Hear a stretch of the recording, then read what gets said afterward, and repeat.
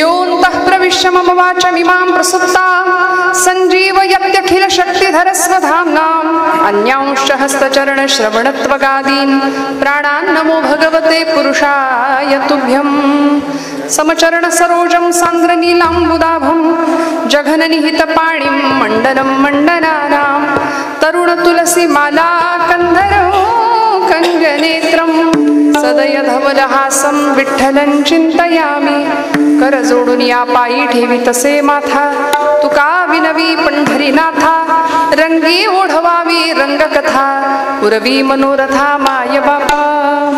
परमेश्वर स्वरूप उपस्थित सर्व श्रोतृवृंदांच्या हृदयस्थ परमात्म्याला ते इको बंद करा, रिवर्ब चालू ठेवा फक्त. अत्यंत श्रद्धापूर्वक भावनेने नमस्कार करते. तुम्ही आम्ही खेळीमेळी गदारोळी आनंदे भगवत भक्तीच्या माध्यमातनं जीवनाचा सर्वांगीण विकास साधावा आणि परमेश्वरापर्यंत पोहोचता यावं. अजून थोडा घुमतोय तो कमी करा.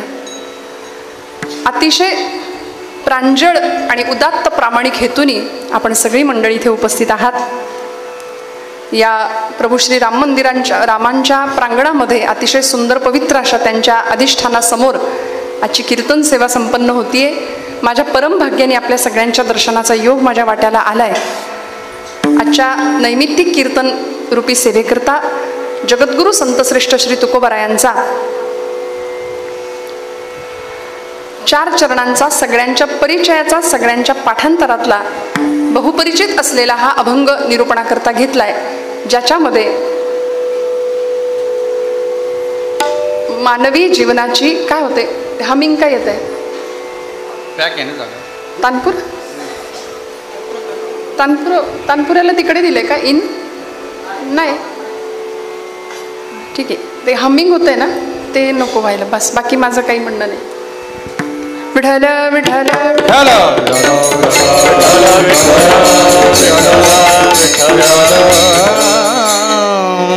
बहुपरिचित असा सगळ्यांच्या पाठांतरातला 4 चरणांचा तुकोबारायांचा अभंग, की ज्या अभंगामध्ये मानवी जीवनाचं नश्वरत्व क्षणभंगुरत्व तुकोबाराय सिद्ध करतात आणि अतिशय प्रांजळपणे मनुष्य प्राण्याला उपदेश करतात की हे मानव प्राण्या, मिळालेलं आयुष्य सार्थकी घालवण्याकरता आणि परमेश्वराला आवडेल असं जगण्याकरता नेमकं काय केलं पाहिजे याचं मार्गदर्शन तुकोबाराय या अभंगात करतात. विठ्ठल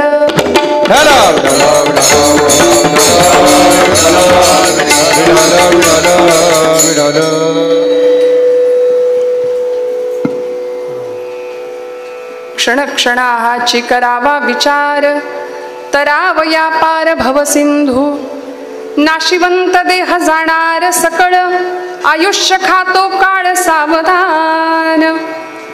अभंग सगळ्यांच्या माहितीतलाय पाठांतरातलाय. कैलासवासी बाबूराव सखाराम पाटील यांच्या द्वितीय पुण्यस्मरणाच्या निमित्ताने आज आपण इथे उपस्थित आहोत आणि पुण्यस्मरणाचं कीर्तन परमेश्वराच्या समोर सानिध्यामध्ये अधिष्ठानासमोर व्हावं ही पाटील कुटुंबियाची मनापासून असलेली इच्छा आणि अनेक दिवसांपासून त्यांनी या कीर्तन सेवेकरता केलेला संपर्क. कुटुंबियांना मनापासून सुरुवातीला धन्यवाद देते. पंचक्रोशीतली सर्व मान्यवर मंडळी, परमार्थिक क्षेत्रातली नामधारक साधक सर्व भक्त परिवाराला मनापासून नमस्कार करते. त्यांचे सुपुत्र आदरणीय सचिन दादा असतील, ज्यांच्या माध्यमातून मी इथं आपल्या समोर मला कीर्तनाचा आणि तुमच्या सगळ्यांच्या दर्शनाचा योग आला असे परमादरणीय हरिभक्तीपरायण अमित महाराज म्हात्रे असतील आणि आपण सर्व मंडळी गायनासाठी वादनासाठी उपस्थित असलेले सर्व गुणीजन गायक वादक कलाकार आणि हरिभक्त भगवत मंडळी मनापासून सगळ्यांच्या हृदयस्थ परमात्म्याला विणेकरी सोबदार आणि आपण सर्व मातृतुल्य पितृतुल्य अशा सर्व श्रोतृजनांच्या चरणारविंदी कृतज्ञतापूर्वक वंदन करून सेवेला प्रारंभ करूया. विठ्ठल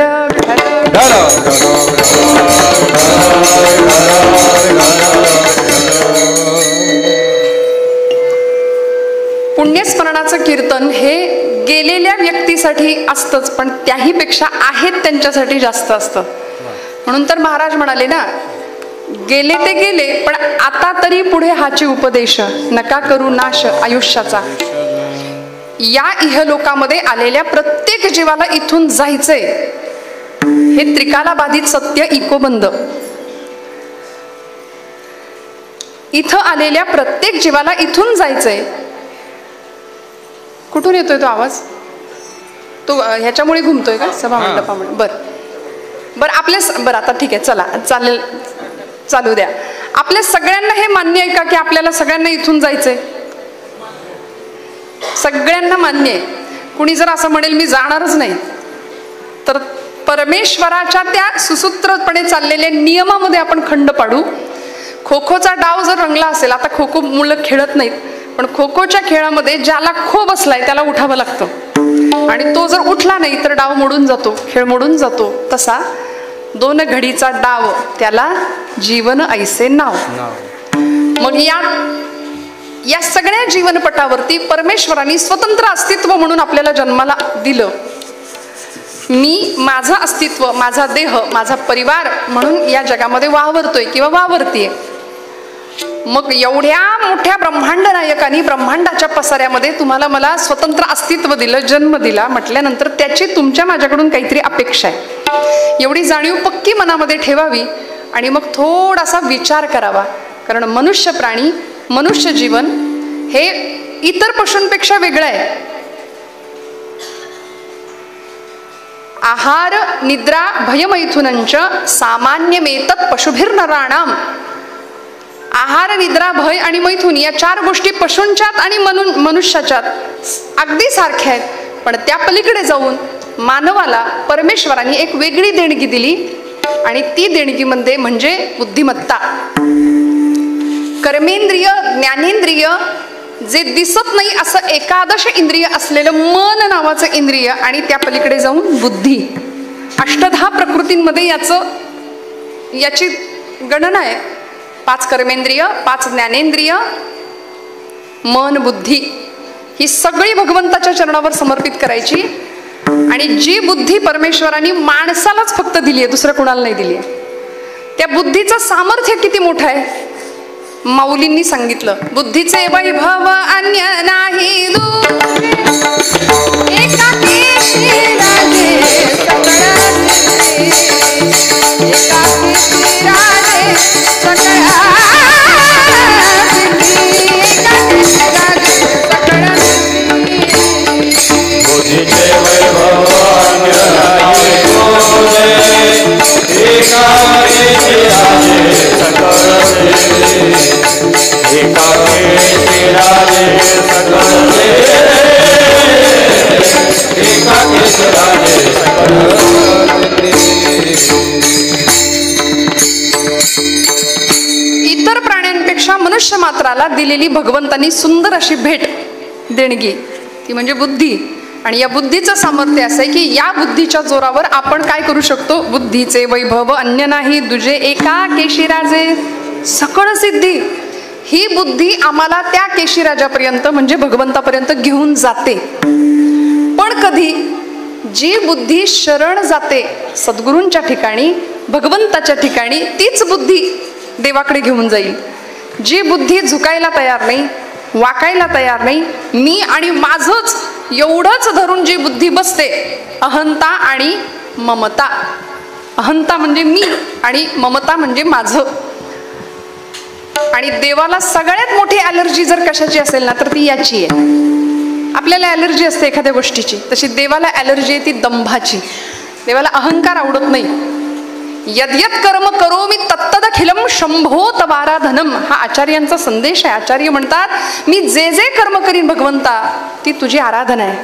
माझं चालणं तुझी प्रदक्षिणा आहे, माझं बोलणं तुझं नामस्मरण आहे, माझं बघणं हे तुझं रूप बघण्यासारखं आहे. मी जे जे करेन, माझं श्रवण हे तुझं नाम ऐकण्यासारखं आहे. मी जे करेन ते तुला अर्पण आहे. भगवद्गीता सांगते जगद्गुरु पदाला आपल्या सगळ्यांमध्ये कृष्णम वंदे जगद्गुरुम. नुकतीच गुरुपौर्णिमा पार पडली आहे. ज्यांनी हिंदू धर्माला 4 पीठं दिली असे आचार्य जगद्गुरु श्री शंकराचार्य, आणि त्यानंतर जगद्गुरु पदावर विराजमान असणारे संत श्रेष्ठ जगद्गुरु तुकोबाराय. लोकांनी अनेक शंका घेतल्या, आणि खरं सांगू का, संतांच्यावर, परंपरेवर, आमच्या धर्मशास्त्रावर किंवा आपल्या अध्यात्मावर शंका घेणाऱ्यांचं नुकसान झालंय. हा इतिहास आहे या भूमीचा. देव आहे की नाही अशा चर्चा अजून चालू आहेत. असा एक वर्ग आहे समाजात की जे देवाला मानतच नाही, देव नाहीच. त्यामुळे ही देवभूमी आहे, इथं आपण राहतो म्हटल्यानंतर या देवभूमीमध्ये राहतो, मग देवाला मानावंच लागेल. बाबा महाराज म्हणायचे तुम्ही देवाला माना नाही तर मानू नका. त्यांनी आपल्याला मानले एवढं तरी माना. त्यांनी आपल्याला मानले, तो आपल्याला लक्षात ठेवतो, आपण विसरतो. मग ते म्हणायचे तुम्ही माना नाही तर मानू नका. त्यांनी आपल्याला मानले एवढं लक्षात ठेवा, आणि ज्या दिवशी तो आपल्याला मानणार नाही त्या दिवशी आपल्या घरासमोर गर्दी जमणार. माणसं म्हणणार उचला आता, संपला यांचा कार्यभाग, नाही का. त्यामुळे परमेश्वराच्या जवळ शरण भावानी जाणं, ती बुद्धी भगवंताच्या चरणावर समर्पित करणं, आणि जे जे कर्म करतोय ते भगवंताला अर्पण करणं. यत् करोषि यदश्नासि यज्जुहोसि ददासि यत् यत् तपस्यसि कौन्तेय तत्कुरुष्व मदर्पणम्. तू जे जे कर्म करशील अर्जुना ते सगळं मला अर्पण कर. आता गंमत अशी आहे, माणसं फार हुशार हो.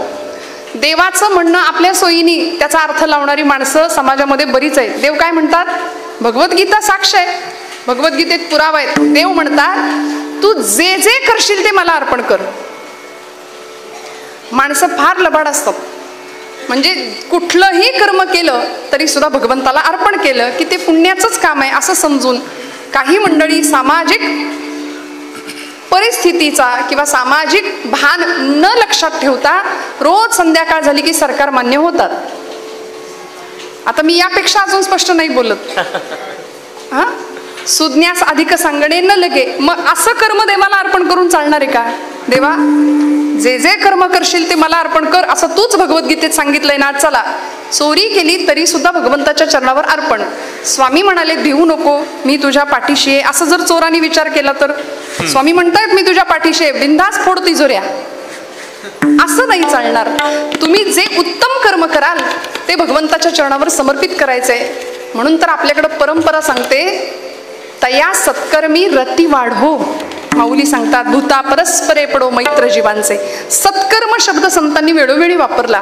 तुका म्हणे सत्य कर्मा भावे साह्य घातलिया भये नरका जाणे. मग म्हणाले इथं जर खचलात, इथं जर कच खाल्ली तर तिकडचा रस्ता तुकोबरा आम्हाला दाखवतात.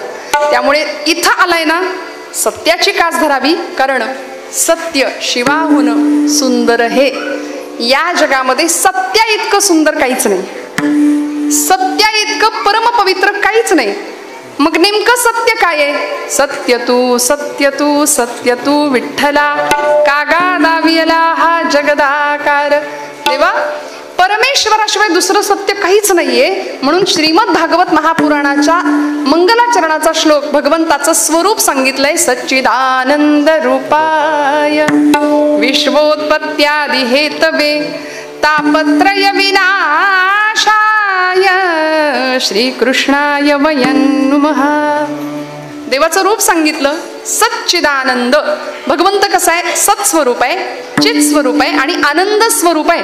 मग सत्य स्वरूप असलेला परमात्मा त्याच्या इतकं सुंदर काहीच नाही. म्हणून या जगात सत्य सुंदर आहे. म्हणून सत्याची कास धरावी. तुकोबराय म्हणाले सत्य असत्यासी मन केले ग्वाही मानियले नाही ये रमता. आम्ही बाकीच्यांचं ऐकलं नाही, आम्ही सत्य असत्याची पारख केली, पाहिली पुराणे, धांडोळीली दर्शने, आणि मग एवढ्या हजारो अभंगांचा परिपाठ आम्ही समाजासमोर ठेवला. वेदांचा तो अर्थ आम्हासीच ठावा इतरांनी व्हावा भारमाता. हा विश्वास तुकोबराय भक्तीच्या आणि परमेश्वराची आपल्यावर असलेली कृपा, त्या बळावर हा विश्वास आम्हाला देतात.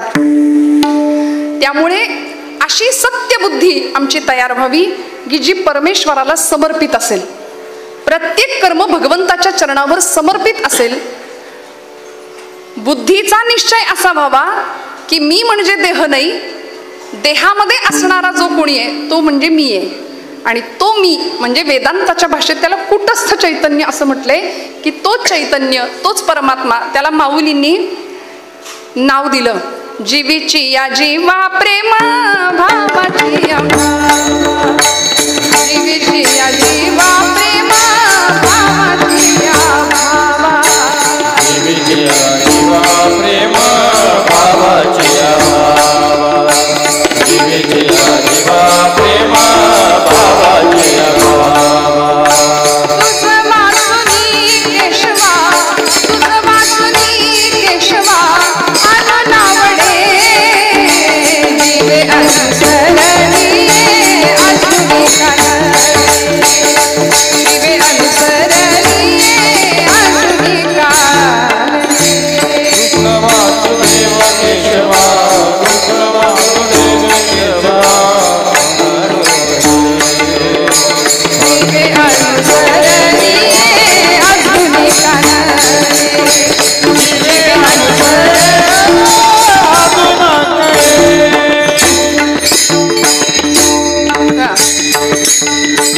माऊली म्हणाल्या, जीवीची या जीवा प्रेम भावाची या भावा आतमध्ये असलेलं कुटस्थ चैतन्य त्याला भगवंत स्वरूप म्हणून ओळखलं आणि जीवातला सुद्धा जीव असलेला ज्याला आम्ही मी म्हणतो त्या देहामध्ये असलेलं ते चैतन्य त्याला ओळखलं आणि संतांना ते जमलं. तसं इथं आलेल्या प्रत्येक प्रापंचिकाला प्रत्येक मनुष्य जीवाला हे जमावं आणि मग ही जन्म मरणाची येरझार सगळी संपावी याकरता तुकोबराय आम्हाला उपदेश करतात की बुद्धी नावाचं जे वेगळं एक काहीतरी वैशिष्ट्यपूर्ण गोष्ट जर भगवंतांनी आपल्याला दिली की ती बुद्धी आम्हाला भगवंतापर्यंत घेऊन जाते, तर त्या बुद्धीने थोडासा विचार केला पाहिजे. आम्ही नको ते विचार करण्यामध्ये आमचं आयुष्य पूर्णपणे खर्च करतो. 25 वर्षापूर्वी अमक्या अमक्यानी मला असं काहीतरी बोलला होता. 25 वर्षापूर्वी अमक्या अमकीनं तिच्या मुलाच्या लग्नात मला हलकी साडी दिली. हे कितीतरी वर्षांचं दुखणं आम्ही या बुद्धीत साठवून ठेवतो. ते मेमरी कार्ड इतकं भरलंय नको त्या गोष्टींनी, बरं का. ते सगळं फॉर्मॅट मारलं पाहिजे त्याला. खरं तर सगळं घालवून टाकलं पाहिजे. अगदी कळावं असं नवीन पिढीसाठी मी बऱ्याचदा बोलते, forgive, forget and move forward 3 शब्द आहेत. काही गोष्टींमध्ये विसर पडणं गरजेचं असतं. फॉरगेट, फॉरगिव्ह, काही गोष्टींना क्षमा करावी लागते आणि काही गोष्टी झालं गेलं सगळं विसरून पुढं चालावं लागतं. हे ज्याला जमलं त्याला आयुष्याचं गणित जमलंय, त्याला आयुष्य जगायला जमलं. त्यामुळे काही गोष्टी विसरता आल्या पाहिजेत. बुद्धीमध्ये नको त्या गोष्टींचा कचरा भरून ठेवला आपण. मला असं वाटतं हे काही डस्टबिन आहे का हो आमचं? डस्टबिन मध्ये आम्ही कचरा भरतो. आम्ही नको त्या विचारांचा कचरा या बुद्धीमध्ये आणून ठेवला. परिणामी ज्या बुद्धीने केशीराजाचा किंवा भगवंताचा विचार करायला पाहिजे असे ज्ञानोबराय सांगतात, ती बुद्धी नको त्या विचारांनी अक्षरशः ग्रासली गेली आणि सर्व नाशाला, स्वतःच्याच नाशाला कारण ठरली. हे मन आम्हाला त्या बुद्धिनाशापर्यंत घेऊन जातं. त्यामुळे मनाची शुद्धता, चित्ताची शुद्धता आणि मग बुद्धी भगवंताच्या चरणावर नेण्याचा मार्ग आम्हाला संतांनी सुलभ पद्धतीने सांगून दिलाय. बस म्हणाले आता थोडीशी गरज आहे त्या बुद्धीने विचार करायचा आहे. कुठला विचार आणि कसा विचार? अभंगाचं प्रथम चरण. क्षण क्षण हाची करावा विचार, क्षण क्षण हाची करावा विचार, क्षण क्षण हाची करावा विचार, क्षण क्षण हाची करावा विचार, करावया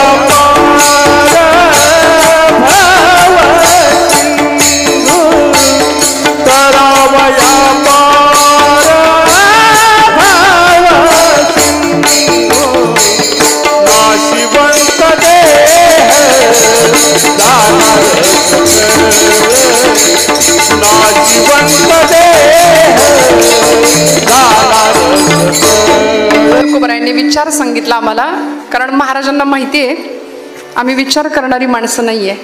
संतांनी विचार केला, महापुरुषांनी विचार केला, म्हणून आचार्यांना सुद्धा आम्हाला सांगावं लागलं. उपादानम किमस्तिह विचार सोयमीदृशः कोहम कथमिदम जातम को वै कर्तास्य विद्यते. मी कोण, मला कुठं जायचंय, मी कुठून आलोय, हा विचार इथं आल्यानंतर मनुष्याने पहिला करावा.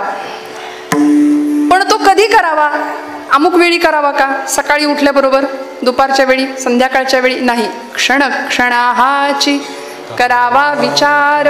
प्रत्येक क्षणाला, प्रत्येक श्वासाला या जीवानी हाच विचार करावा. म्हणून तुकोबरायांनी चकार वापरला. हाची, क्षणोक्षणी हा असं म्हणता आलं असतं महाराजांना, पण महाराज म्हणले नाही, हा विचार सोडून दुसरं काहीच करू नका, कारण हा विचार तुमच्या जीवनाला खऱ्या अर्थी पथप्रदर्शन, उत्तम जीवनाला मार्गदर्शन केल्याशिवाय राहणार नाही. म्हणून सुंदर विचार सांगितला. क्षणक्षणा हाची करावा विचार. कशा करता? त्यांनी काय होणार आहे? तरावया पार भवसिंधू. ही भवरूपी, ही भवनदी आहे, हा संसार आहे, आणि हा संसार रूपी सागर पार करण्याकरता आम्हाला एक विचार करावा लागेल, महाराजांचं म्हणणं आहे. आणि तो विचार कधी? क्षणक्षणाची, प्रत्येक क्षणाला असा विचार करायचा. हा भवसागर म्हणजे नेमकं काय आहे? त्या भवसागरातून पार करणारा भगवंत आहे आणि सद्गुरू आहेत. तेषामहं समुद्धर्ता मृत्यु संसार सागरात भवामि न चिरात् पार्थ मय्यावेशित चेतसाम. मी तुम्हाला या मृत्यूरूपी सागरातून बाहेर पाडणारे किंवा पार करून नेणारे असं जगद्गुरु भगवान गोपालकृष्ण सांगतात. संत आम्हाला या सगळ्यात सद्गुरु वाचोनी सापडेना सोय. भगवंताशिवाय किंवा सद्गुरूंशिवाय आम्हाला तारणारं कुणी नाही. त्यामुळे या सगळ्या भवसागरातनं पार व्हायचं असेल तर प्रत्येक क्षणाला आमच्याकडून विचार व्हावा. काय विचार झाला पाहिजे? जन्माला आलेलो हे शरीर, या मृत्यू लोकामध्ये आम्हाला प्राप्त झालेला हा नरदेह एक दिवस जाणार आहे. हे एकदा मनात पक्क बसलं ना, मग मिळालेलं आयुष्य लिमिटेड आहे, सीमित आहे, थोडंसंच आहे. कधी काय घडेल माहिती नाही, थोड्या वेळानंतर काय घडेल माहिती नाही. माहिती आहे का आपल्या सगळ्यांना? आता काही वेळानंतर नक्की काय घडणार आहे आम्ही भविष्य नाही जाणू शकत. बघा ना, माणूस स्वतःच्या सुरक्षेचा फार विचार करतो मंडळी. आम्ही छान सुरक्षित राहिलो पाहिजे. दोन गोष्टींचा हव्यास कायम असतो. सुख माणसाला हवंय पहिली गोष्ट, आणि दुसरी गोष्ट माणूस मृत्यूला घाबरतो. मरण नको, मृत्यू नको. पण जे जगातलं अटळ असलेलं सत्य आहे तेच आम्हाला नको आहे असं म्हणून चालणार नाही. मृत्यू नको असं म्हणणारी माणसं म्हणजे आम्ही सगळेच जीव मृत्यूला खूप घाबरतो. म्हणून अविनाश करी आपुलिया ऐसे महाराज म्हणाले, लावी मना पिसे गोविंदाचे. भगवंत स्वतः चिरंतन आहे, शाश्वत आहे, अविनाशी आहे. मग अविनाशी असलेल्या भगवंतासारखं तो आम्हाला बनवून टाकणार आहे. मग आम्ही मृत्यू भयापासून पण लांब राहू आणि खऱ्या अर्थी अमरत्व प्रदान आम्हाला झाल्याशिवाय राहणार नाही.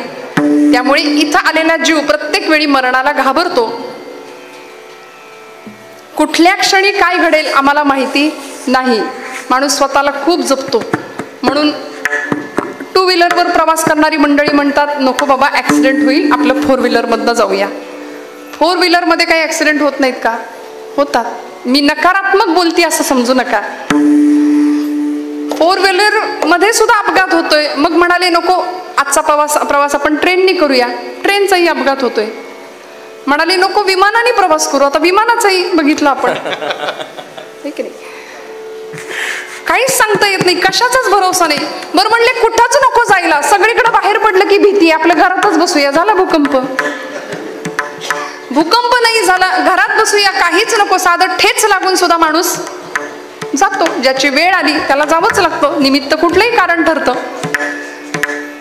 मग एवढं सगळं माहिती असून सुद्धा आपल्याला असं वाटतंय का की हे सगळं आपल्या ताब्यात आहे, आपल्या कंट्रोलमध्ये नाही. वृक्षाचेही पान हाले त्याची सत्ता, राहिली अहंता मग कोठे. झाडाचं पान सुद्धा ज्याच्या सत्तेशिवाय हलू शकत नाही. यद्भयात वाती वातोयम सूर्यस्तपदी यद्भयात. ज्याच्या भयानी वारा वाहतो, ज्याच्या भयानी सूर्य आम्हाला प्रकाश देतो, तापतो, असा सगळ्या जगाचा मालक चालक असलेला परमात्मा तुझी या सत्तेने वेदांचे बोलणे. वेद सुद्धा ज्याच्या सत्तेने बोलतात, जे वेद सुद्धा ज्याचं गुणगान गाताना श्रुती नेती नेती म्हणती गोविंदुरे न इति न इति. असा वेदांना प्रश्न पडला, देव असा आहे, देव तसा आहे, नाही असा नाही तसा नाही, मग नेमका कसा आहे हा वेदांनाही प्रश्न पडावा. असा तो सर्व सत्ताधीश असलेला भगवंत, तो जर आम्हाला प्राप्त करायचा असेल तर तुकोबराय म्हणतात, आम्हाला देहाची नश्वरता कळाली पाहिजे, देव जवळचा वाटल्याशिवाय राहणार नाही. विठ्ठल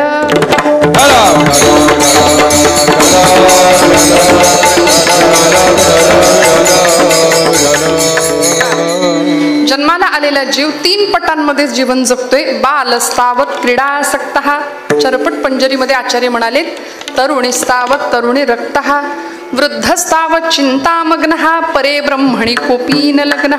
बालपण कशात गेलं? खेळण्यात निघून गेलं, नाही कळलं, निरागस अवस्था आहे, फार विचार नाही मंडळी करत.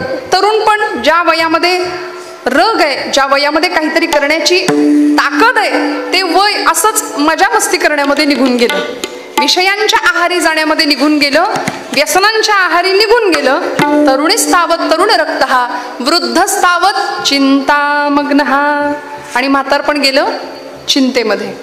परवा एक आजोबा भेटले, म्हणलं कसं काय चाललंय, बरं आहे का? आता संसारी माणूस एकमेकांना पहिला प्रश्न हाच विचारतो. तुम्ही काय विचारता? खूप दिवसांनी माणसं भेटली की आपण काय म्हणतो? बरं आहे. पुढचा माणूस उत्तर देतं बरंच म्हणायचं. जणू काही सगळ्या जगाचं टेन्शन आपल्यालाच आहे, बरंच म्हणायचं. आणि असं जर पुढच्या माणसाने चेहरा केला की विचारणाऱ्याला फार बरं वाटतं, म्हणजे आपलंच बिघडलंय असं नाही. संसारी माणसं अशीच असतात बरं का, एकमेकांना चाचपण्याचं काम करतात संसारी माणसं. त्यामुळे काय विचार करायचा, आम्हाला इथून जायचंय. बालपण खेळण्यामध्ये जाते, तरुणपण विषयांच्या धुंदीमध्ये जाते, म्हातारपण चिंता करण्यामध्ये जाते. त्या आजोबांना मी विचारलं, बाबा कसली चिंता लागली आहे तुम्हाला? निर्जीवम दहते चिता आणि सजीवम दहते चिंता. निर्जीव माणसाला चिता जाळते, पण सजीव माणसाला चिंता. म्हणून चिंता नाही करायची, विचार करायचा. चिंता नाही करायची, चिंतन करायचं. कारण चिंता चितेकडे घेऊन जाईल आणि चिंतन चैतन्याकडे घेऊन जाईल. विठ्ठल.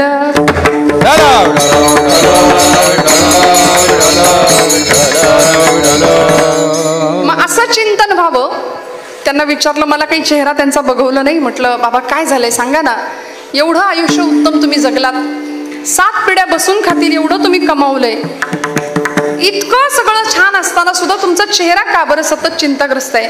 ते म्हणले, बाई गं तुझं खरं आहे, 7 पिढ्या बसून खातील एवढं मी कमावलंय, पण 8वी पिढी काय खाईल याची चिंता लागली मला. मनुष्य कुठल्याही गोष्टीची चिंता करतो आणि संसारामध्ये स्वतःला अधिकाधिक अडकवून ठेवतो, अधिकाधिक बंधनात फसवतो, अधिकाधिक. मग ही अडकणूक किंवा हे अडकणं आमचं बाहेर पडावं, हे गुंतणं संपावं आणि मग भगवंत आम्हाला प्रिय वाटावा, याकरता देहाची नश्वरता समजावून घ्यावी लागेल.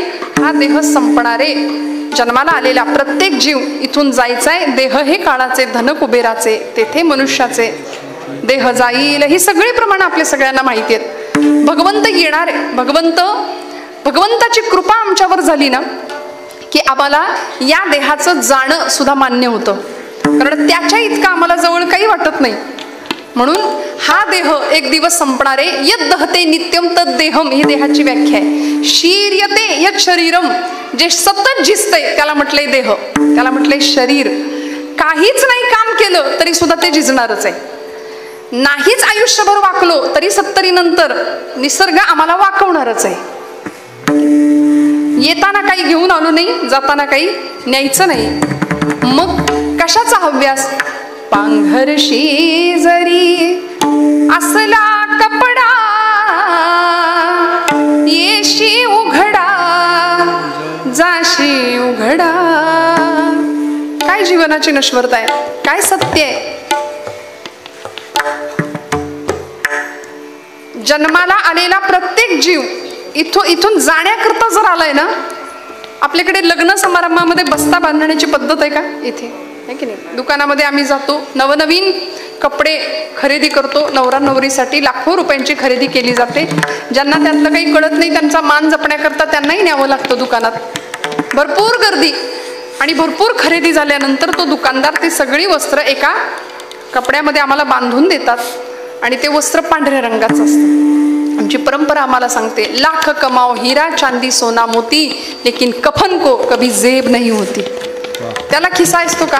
जाताना जे पांढरंच वस्त्र अंगावर घ्यायचंय त्याला खिसा आहे? कधी कुठे पाहिलाय? काहीच नाही नेता येत. मग कशाचा हव्यास? महाराज म्हणतात हा देह जाणार आहे. पांघरशी जरी असला कपडा, येशी उघडा जाशी उघडा.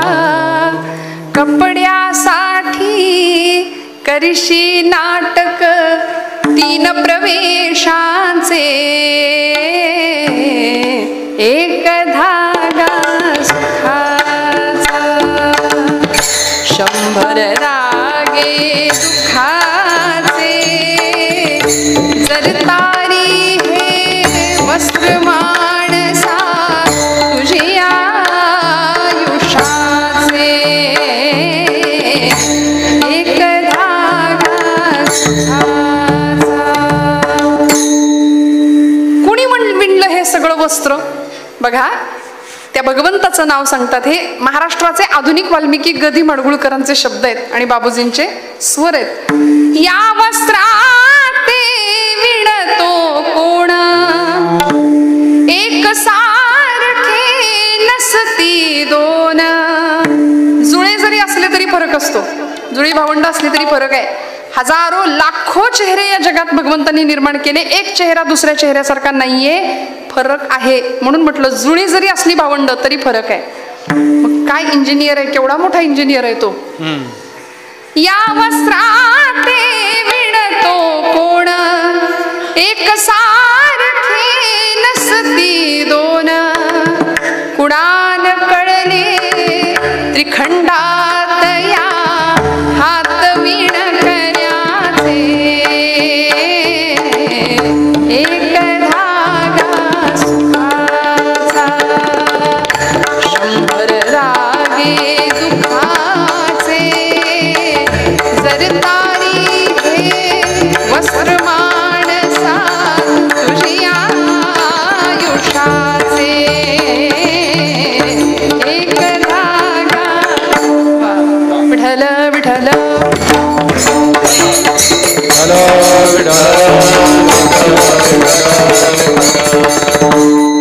इथं आल्यानंतर सुखाचा एक धागा मिळेल, 100 धागे सगळे दुःखाचे आहेत. तुम्ही सुखाची अपेक्षा करण्याकरता सुखाचं नाणं उचलायला गेला तर त्याच्यामागे दुःखाचा काटा आपोआप आहे. त्यामुळे इथे सुखाची अपेक्षा करणं म्हणजे मामासाहेब दांडेकर म्हणायचे, मिरच्यांच्या बाजारात जायचं आणि म्हणायचं जरा खव्याचे पेढे देता का हो किलोभर.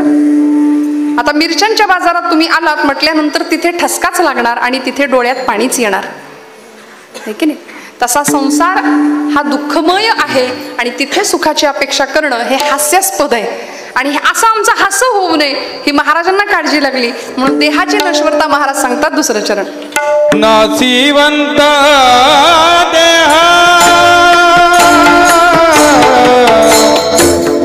जाणार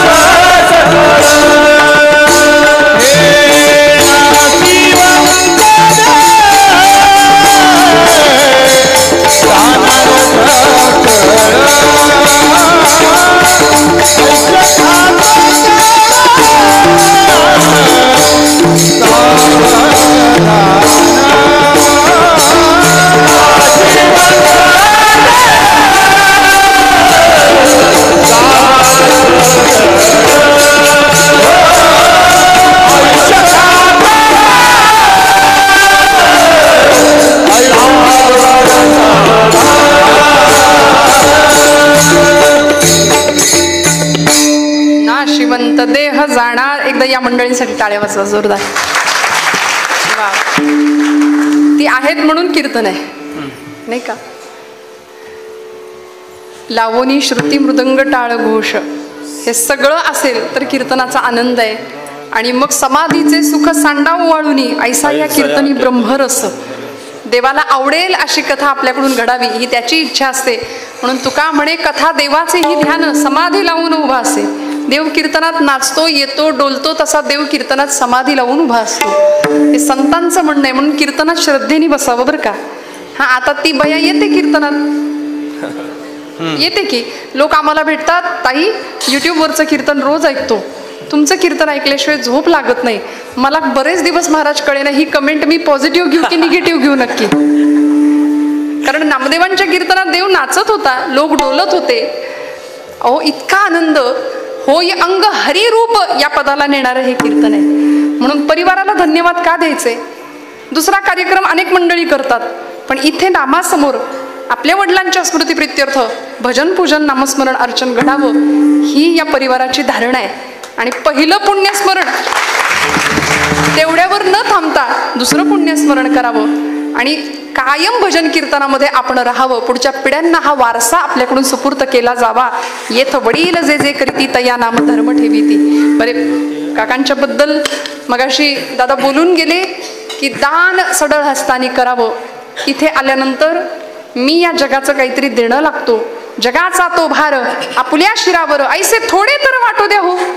अहो समाज बांधवांचं, देश बांधवांचं, या राष्ट्राचं, या मातीचं मी काहीतरी देणं लागतो हा विचारच आम्ही करत नाही. क्षण क्षणाहाची करावा विचार. हे सगळं संपणार आहे ना, तर मग अशा हाताने द्यावं की घेणाऱ्यांनी घेत जावं, देणाऱ्यांनी देत जावं आणि घेणाऱ्यांनी घेता घेता देणाऱ्याचे म्हणजे कापून घ्यायचे का इथून नाही, ती देण्याची वृत्ती घ्यावी. आणि सुभाषितकार म्हणले शतेषु जायते शूरहा सहस्रेषुच पंडितः वक्ता दशसहस्रेषु आणि दाता भवती वानवा. सध्या समाजामध्ये दात्यांची वानवा म्हणजे दुष्काळ आहे. देणं नाही, सगळं जमवायचं असतं आम्हाला. पहिला पै गाठी मारून सगळा पैसा आम्ही सेव्हिंगला जातो. उष्ट्या हाताने जुनी माणसं म्हणायची कावळा सुद्धा कधी हाकलला जात नाही. इतका फक्त स्वतःचा आणि स्वतःच्या प्रपंचापुरता आम्मी विचार करतो. मी आणि माझं चार भिंतींच्या आतलं विश्व आहे ते फक्त माझं, माझा मुलगा, माझं घर, माझी बायको, माझा परिवार, हे सगळं. आणि मग वयाच्या 60 नंतर राग येऊ देऊ नका, थोडंसं स्पष्ट बोलते. वयाच्या 60 नंतर 70 नंतर जेव्हा आपल्याच माणसांनी दिलेलं नाकारलेपण आपल्या वाट्याला येतं तेव्हा आपल्याला कळतं देव सोयरा, देव सोयरा, देव सोयरा दिनांचा, त्याच्याशिवाय कुणीच नाही. हे सगळं खोटं आहे ज्याच्यासाठी आपण आयुष्यभर हाडाची काढ केली. जीवाचं सगळंच तुम्हाला माहिती आहे, माझं रक्ताचं एवढं सगळं करून 16-17 वर्षाचा मुलगा आपल्याच पित्याला म्हणतो तुम्ही आमच्यासाठी केलं काय. म्हणून ज्ञानोबाराय तुकोबाराय जगाचे बाप आहेत, आई आहेत. पांडुरंग परमात्मा माय जगन्नाथ, बाप जगन्नाथ, अनाथांचा नाथ जनार्दन. म्हणून एक पिता पितृत्व भावनेतून मागे आपल्या परंपरा म्हणून आपल्या पिढीसाठी, येणाऱ्या पिढीला काय देऊन जातो हे दातृत्वाचं किंवा हे अत्यंत सुंदर असं संस्कारांचं लेणं या पाटील कुटुंबियांसाठी काका ठेवून गेलेत. लोक आज समाजामध्ये अशी काही करंटी मंडळी आहेत की ती म्हणतात बापांचं पुण्यस्मरण केलंच पाहिजे का, श्राद्ध करावंच लागतं का ताई, कुठं काय बिघडतंय. अरे बिघडणार कुणाचं काही नाही, बिघडेल ते तुझं बिघडेल. त्यामुळे श्रद्धेने आमच्या परंपरा, आमची शास्त्र आम्हाला सांभाळावी लागतील आणि संस्कारापैकी असलेला हा एक संस्कार. बरं आता हे द्वितीय पुण्यस्मरण, वडिलांचं स्मरण कायम राहावं, जगी ऐसा बाप व्हावा त्याचा वंश. त्यामुळे अशा पिढ्यांना अनंत काळपर्यंत आयुष्य लाभावं असं महाराजांचं पण म्हणणं आहे की नाही, अकल्प आयुष्य व्हावे तया कुळा माझी या सकळा हरीच्या दासा. काय दिव्य मागणं मागितलंय. हे सगळं करण्यामागे एक जाणीव संतांची पक्की होती की हा देह संपणार आहे, इथं शाश्वत काहीच नाही, नाशिवंत देह जाणार सकळ आयुष्य खातो काळ सावधान. सावधान शब्द वापरला महाराजांनी आणि तुम्हाला मला सावध केलं म्हणजे नक्की आहे की आम्ही बेसावध आहोत. निर्वाण दीपे किमुतैल दानम चोरे गते वा किमु सावधानम वयोगते किं वनिता विलासहा पयोगते किं खलु सेतु बंधहा. थोडक्यात सांगते, दिवा विझून गेल्यानंतर उपयोग नाही, दिवा विझण्यापूर्वी दिवा विझू नये याची काळजी घेणं म्हणजे सावध असणं. विठ्ठल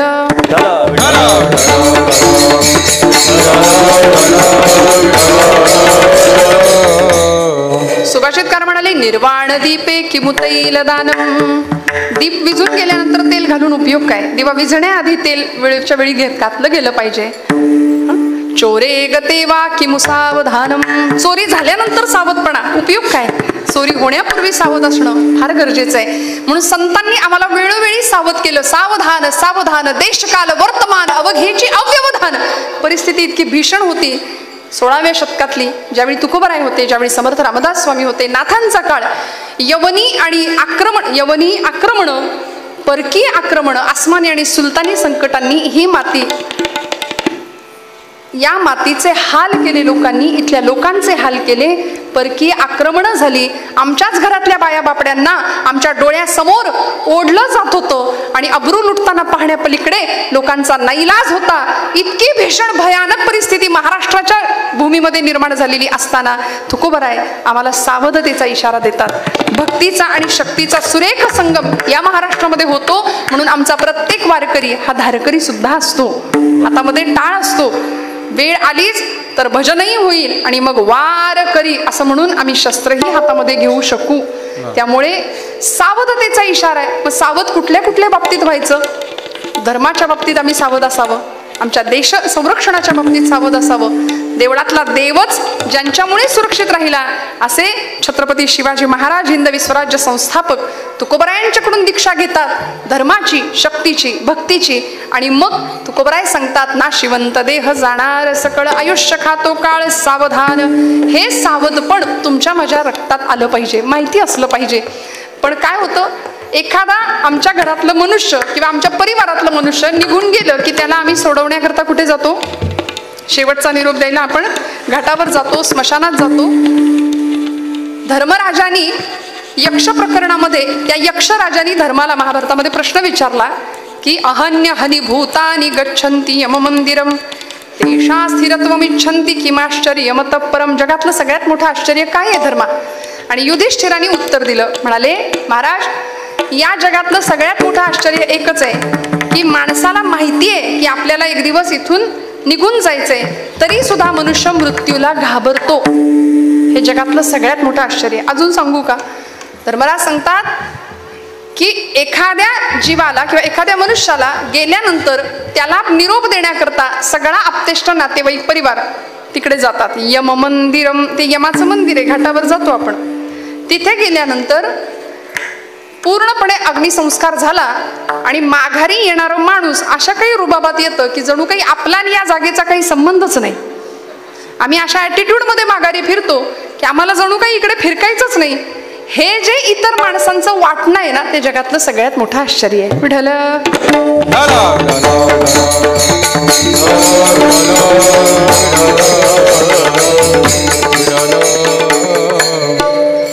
त्यामुळे या गोष्टीची सतत जाणीव ठेवावी. बरं, आता देहाची नश्वरता कळली, विचार नेमका करायचे हेही तुकोबरायांनी आम्हाला सांगून ठेवलं. अन्य विचारांमध्ये आयुष्याचं नुकसान करण्यापेक्षा जगी निंद्यते सर्व सोडून द्यावे, जगी वंद्यते सर्व भावे करावे, असा सुंदर विचार करावा की जो विचार आम्हाला भगवंतापर्यंत घेऊन जाईल. येऊनी नरदेहा विचारावे सार, सार विचारावं. इथं आल्यानंतर संतांच्या मार्गदर्शनाने धरावा पैधीर भजन मार्गी, धरावा पैधीर भजन मार्गी, धरावा पैधीर भजन मार्गी, धरावा पैधीर भजन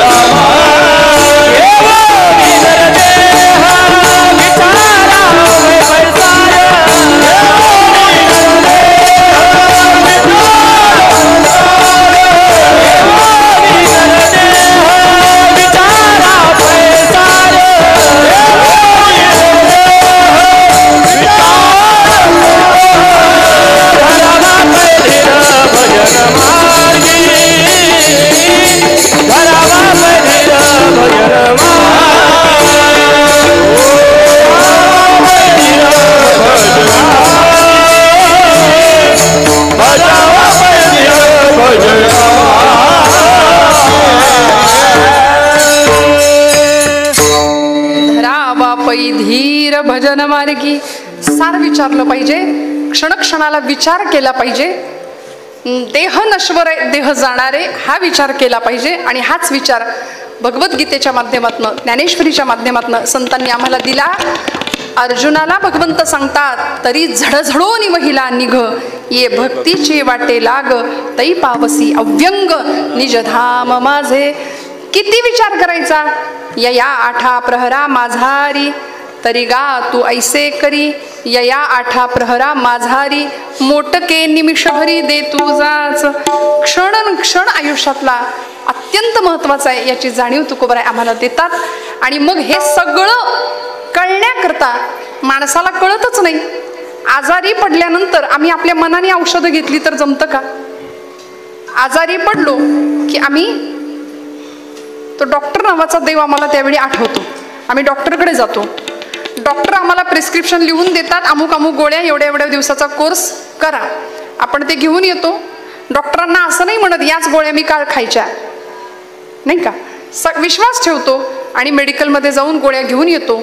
घेऊन आल्यानंतर देवापुढं ते सगळी औषधं ठेवतो आणि त्याला आपला हळदी कुंकू वाहतो. नाही ना, ती औषधं घेतो, आपण सेवन करतो. 4 दिवस 10 दिवस जो काही कोर्स असेल तेवढा आपण पूर्ण करतो. का? कारण आमचा विश्वास आहे तिथे गुण येणार आहे. मग एखाद्या डॉक्टरवर आम्ही विश्वास ठेवतो, डॉक्टरच्या औषधाचा गुण येणार आहे हा आम्हाला विश्वास असतो. एखादा अंतराळवीर जातो अंतराळामध्ये, तो सांगतो मंगळावर अमुक अमुक आहे, सॅटेलाइट्सद्वारे चित्र पाठवली जातात. आम्ही विश्वास ठेवतो खरंच चंद्रावर अमुक असलं पाहिजे, मंगळावर अमुक असलं पाहिजे. आम्ही अंतराळवीरावर विश्वास ठेवतो, शास्त्रज्ञांवर विश्वास ठेवतो. एवढंच कशाला, कुणी जर विषाची बाटली आपल्या समोर धरली आणि सांगितलं हे विष आहे बरं का, आणि हे प्यायलं तर माणूस मरतो, महाराज मला म्हणतील का बघू बरं 2 थेंब मला पिऊन बघू दे. माझा नाही विश्वास हे विष आहे. विष पिण्याआधी आपण त्याच्यावर विश्वास ठेवतो की विषाने माणूस मरतं. भले त्या बाटलीत विष नसलं तरी सुद्धा आम्ही त्या बाटलीवर ही विषाची बाटली आहे कोणी सांग, म्हणजे आम्ही विषावर सुद्धा विश्वास ठेवतो. आम्ही सगळ्यावर विश्वास ठेवतो, पण आम्ही संतांवर विश्वास ठेवत नाही. संत चमत्कार करतात तिथे आम्ही विश्वास नाही ठेवत. तुकोबरायांचं वैकुंठ गमन आम्ही चर्चेत आणतो, माऊलींची समाधी आम्ही चर्चेत आणतो. लोकांनी समाधी उघडून बघण्याचा प्रयत्न केला. तुकोबरायांच्या वैकुंठ गमनासंबंधी अनेकांनी चर्चा केल्या. महाराजांचं वैकुंठ गमन झालं की स्वराज्यापासून काही अंतरावर असलेल्या देहूमध्ये छत्रपती तुकोबरायांचे गुरु तुकोबराय असताना त्यांचा खून झाला. या 2 गोष्टींवर महाराष्ट्रात चर्चा केली जाते. पण खरं सांगू का, कुणी कितीही काहीही म्हटलं तरी ज्ञानोबरायांनी संजीवन समाधी घेतली आणि तुकोबरायांचं सदेह वैकुंठ गमन झालं. हे त्रिकालाबाधित सत्य आहे. विठ्ठल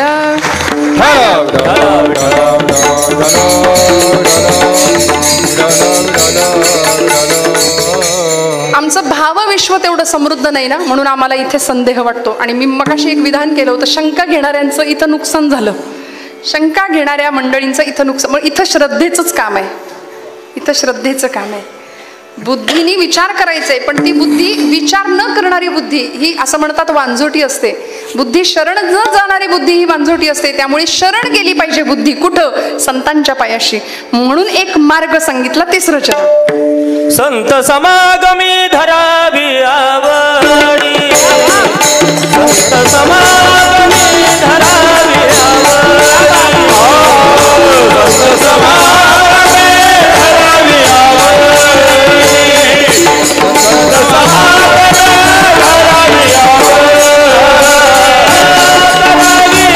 धरावी आवडी, तातडी परमार्थाची, करावी तातडी परमार्थाची,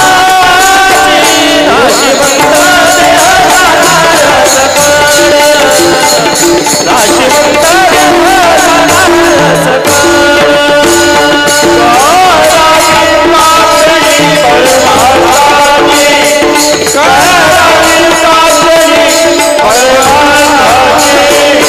नाशिवंत देवाला सकळ, करावी तातडी परमार्थाची,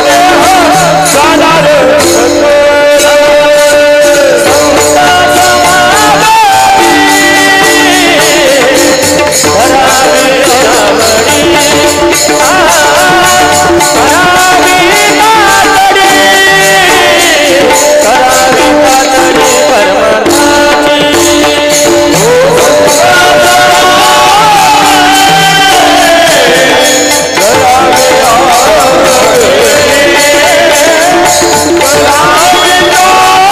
नाशिवंत देवाला सकळ,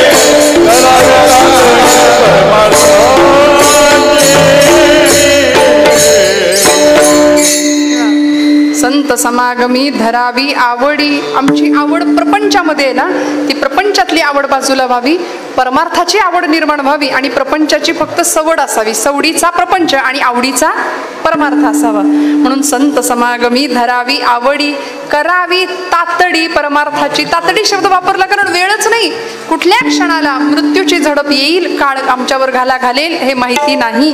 काळ देहासी आला खावो, काळ भगवंत या देहाला केव्हा घेऊन जाईल माहिती नाही. त्यामुळे संत समागमी धरावी आवडी, करावी तातडी परमार्थाची. तुकोबरायांनी संत सहवासाचं महत्व सांगितलं, संत समागम आम्हाला करायला सांगितला. त्याचमुळे देहाची नश्वरता आम्हाला जास्त स्पष्ट होणार आहे. संतांचा सहवास का करायचा? संतांच्या आयुष्यात असं काय आहे? संतांचा आचार काय आहे? संत काय जेवतात? संत काय विचार करतात?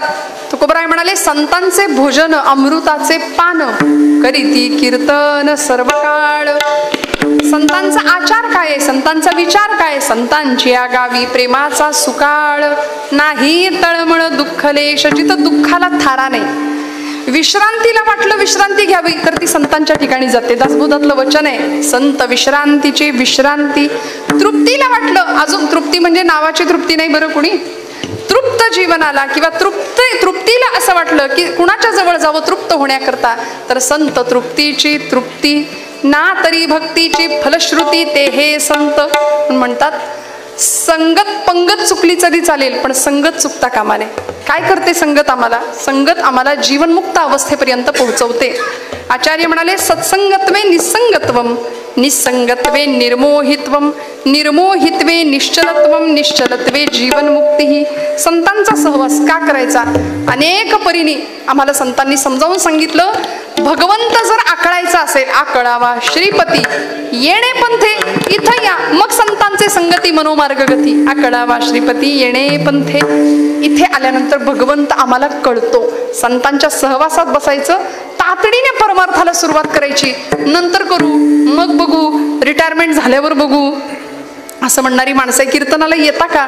नको म्हणाले, आताच कुठं बघू, आता अजून थोडस जरा मूड लागत नाही. कोई तन दुखी, कोई मन दुखी, कोई धन बिन रहत उदास, थोडे थोडे सब दुखी, सुखी हरी के दास. सगळे दुःखी आहेत इथं, पण सुखी कोण आहे माहितीये? जो इथं धर्ममंडपात येतो, काही क्षण भगवंताच्या नामस्मरणामध्ये राहतो, आणि जे सुख आम्ही प्रपंचात शोधतो ते सुख प्रपंचात नाही, ते इथं आहे खरं सुख. कारण सगळ्या सुखाचा दाता इथं आहे ना, कीर्तनामध्ये भगवंत आहे, आपण ऐकलं. त्यामुळे अशा संतांच्या सहवासाने भगवंताची ओळख आम्हाला होणार आहे. म्हणून महाराज म्हणाले, संत समागमी धरावी आवडी, करावी तातडी परमार्थाची. संतांचं महत्व, संतांचा सहवास तुम्हाला मला काय देऊन जातो? श्रोते हो, महाराज देहूमध्ये वास्तव्य आहे. लोकांनी वेड्यात काढावं तुकोबरायांना. सुरुवातीच्या काळामध्ये घरामध्ये सावकारी महाराजांच्या प्रचंड श्रीमंती, पण ज्यावेळी 12 वर्ष चाललेला महाराष्ट्रातला दुर्गादेवीचा दुष्काळ असं इतिहासामध्ये ज्या दुष्काळाची नोंद झाली, त्या दुष्काळामध्ये सगळं घरातलं तुकोबरायांनी वाटून टाकलं लोकांना. कर्ज खत इंद्रायणीच्या डोहात बुडवून टाकली. आणि महाराज म्हणाले, बरे झाले देवा निघाले दिवाळे, बरी या दुष्काळी पीडा केली. जो संसार तापे तापला तोची परमार्थी भला. खरं सांगू का, संसाराचे चटके ज्याला सहन करायला मिळाले तो इथं टिकतो. अजून सांगते, वेदना आम्हाला भगवंताकडे घेऊन जाते. संसाराची प्रतिकूलता परमार्थाची अनुकूलता ठरते. ब्रह्मचैतन्य गोंदवलेकर महाराज म्हणतात, ज्याचा संसार अडचणीचा आहे, ज्याचा संसार बिकट आहे, ज्याचा संसार संघर्षाचा आहे, त्याचा परमार्थ उत्तम असतो. विठ्ठल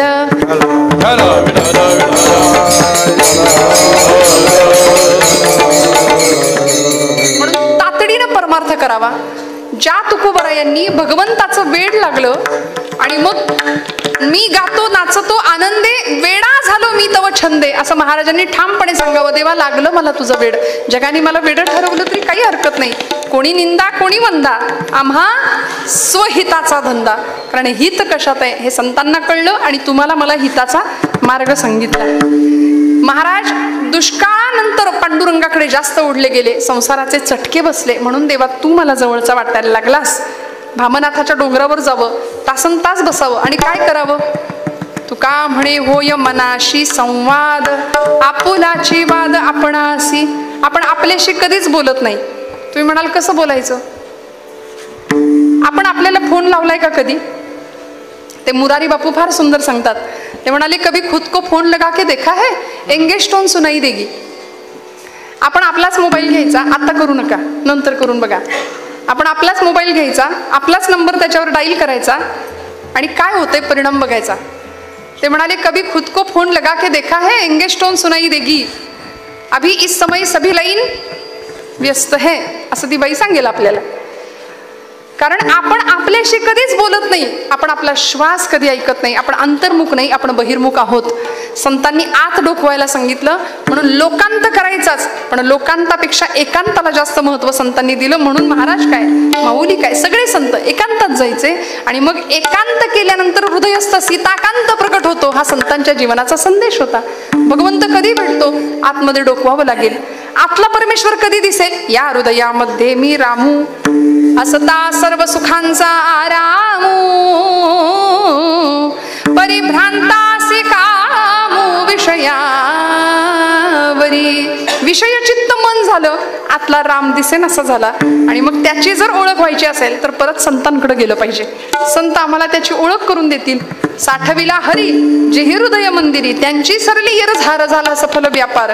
देवाला हृदयात साठवायचं कसं हे संत आम्हाला शिकवतात. संतांना तो मिळाला, संत आम्हाला तो देतात. कसा देतात, सहवासाने देतात. महाराजांनी नंतरच्या काळामध्ये कीर्तनाला उभं राहावं. देहूमध्ये लोकांची ही गर्दी, देहूमध्ये भरपूर कीर्तन लोक तुकोबरायांचं ऐकायला यायचे. छत्रपती शिवप्रभू तुकोबरायांच्या कीर्तनाला पुण्यामध्ये निवडुंगे विठोबाचं मंदिर, महाराजांचं कीर्तन आणि छत्रपती शिवाजी महाराज कीर्तनाला बसायचे. हा अधिकार आहे, ही श्रीमंती आहे या महाराष्ट्राची. या महाराष्ट्राचा राजा तुकोबरायांचं संत परंपरेचं वर्तन किंवा संत परंपरेचं अनुकरण करत होता. आणि ज्या तुकोबरायांनी गोड कीर्तन करावं, किती 1 तास 2 तास 5-5 तास महाराजांचं कीर्तन, मन नाही पोट भरून मन भरून कीर्तन करावं. आणि पांडुरंग परमात्मा साक्षात कीर्तनामध्ये उभा राहायचा, आलिंगन द्यावं तुकोबरायांना. इतका सुंदर तुकोबरायांचा परमार्थ होता. करावी तातडी परमार्थाची महाराज म्हणतात. महाराजांचं कीर्तन देहूमध्ये जसं व्हायला लागलं ना, तसं आजूबाजूची मंडळी महाराजांना कीर्तनाला निमंत्रण द्यायला लागली. महाराज कीर्तनाला जायला लागले. लोहगावामध्ये तुकोबरायांचं कीर्तन एक दिवशी रंगलं. शिवबा कासार नावाचे महाराजांचे 14 टाळकऱ्यांपैकी एक टाळकरी होते. त्यांच्या घरी काही कारणानिमित्ताने तुकोबरायांचं कीर्तन उभं राहिलं. कीर्तनाला सुरुवात झाली. रामकृष्ण हरी नामाचा टाहो उच्चार झाला. सदा नाम घोष करू हरिकथा, तेणे सदा चित्ता समाधान. महाराजांनी गोड कीर्तन करावं. कीर्तन संपलं, सगळी पांगापांग झाली, लोक आपल्या घरी निघून गेले. आणि महाराज सुद्धा म्हणले आता मी सुद्धा जायला निघतो. पूर्वीचा काळ, आता काही गाडी घोडे असं काही आता जसं साधन आहे तशी पूर्वी नव्हती ना. मग चालत प्रवास, लोहगाव ते देहू हा चालत प्रवास. रात्रीच महाराज निघाले. शिवबा कासार म्हणाले महाराज राहा, आजच्या दिवस राहा, उद्या जा सकाळी. नाही म्हणाले, गेलं पाहिजे, आवली आहे घरी, गेलं पाहिजे. महाराज चालत निघाले आणि रात्रीच्या अंधकारामध्ये जात असताना समोरून एक चोरांचं टोळकं, एक 15-20 जणांचं टोळकं महाराजांच्या समोर आलं. त्यांनी विचार केला की आपल्यातला एक जण नेहमीच आहे, तो कमी आहे, आज गैरहजर आहे. म्हणले यांना घेऊया, हे काही कधी कुणाला नाही म्हणत नाहीत. महाराजांचा स्वभाव माहिती होता. म्हणाले महाराज येताय आमच्या बरोबर, कुठे एवढं सुद्धा नाही विचारलं. संत कधी प्रतिक्रिया देत नाही बरं, आत्मानंदात मग्न आहेत. रामकृष्ण हरी रामकृष्ण हरी. महाराजजी चला आमच्या बरोबर. महाराज म्हणले चला. कुठं नेलं, आत्ता कुठं कीर्तन केलं, तिकडच चला म्हणाले. चला म्हणाले. या 15 चोरांना घेऊन महाराज शिवबा कासारांच्या घरी जातात. वाड्याचा दरवाजा उघडला जातो. सगळे चोर वाड्यामध्ये चोरी करण्याकरता घुसले, शिरले आणि तुकोबरायांनाच मदतीला बोलावलं. महाराज आतमध्ये जा, आतमधल्या सगळ्या वस्तू आमच्याकडे पोहोच करा. महाराजांनी करावं तसंच करावं. आणि बघता बघता हा सगळा कार्यक्रम चालू आहे आणि पहाटेचे 4 वाजले. 4 वाजले की जातिवंत संत, निष्ठावंत वारकरी शांत बसत नाही. उठा जागे भारे आता, स्मरण करा पंढरीनाथा, हरिश्री रामा.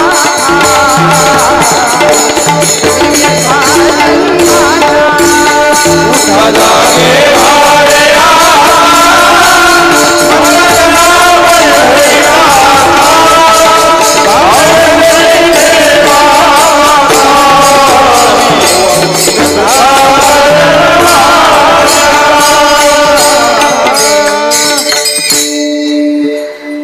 तुकोबरायांच्या हातामध्ये अनायासे एक काशाची थाळी आली होती, एक लाटणं आलं होतं आणि लाटणं थाळी माळीवर पडायला लागलं, कळलंच नाही.